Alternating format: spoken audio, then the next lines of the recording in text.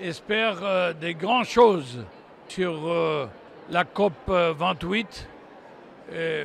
C'est aussi un moment dans lequel il y a beaucoup d'événements parce que le monde est très mouvementé. Hein? Et il y a toujours la guerre d'Ukraine, Russie, l'invasion de Russie en Ukraine, mais aussi, on ajoute naturellement la guerre en Moyen-Orient, et aussi il y a toujours le Nagorno-Karabakh, il y a le Soudan, il y a partout des conflits.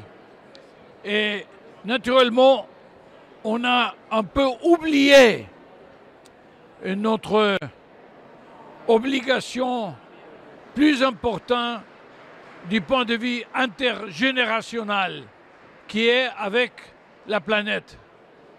Et ça veut dire que la COP 28 doit nous rappeler qu'il y a la planète qui est en train de se décider le futur de la planète et qu'il faut absolument faire quelque chose de très décisif dans la COP 28. La question, c'est que on a négligé, on a un peu oublié parce que on a tant d'autres sujets sur lesquels il faut faire attention, mais la question, le message, c'est toujours aux Émirats, dans la COP 28, il ne faut pas oublier la planète. C'est, comme je disais avant, notre obligation intergénérationnelle, notre responsabilité intergénérationnelle la plus importante. La question, c'est qu'il y a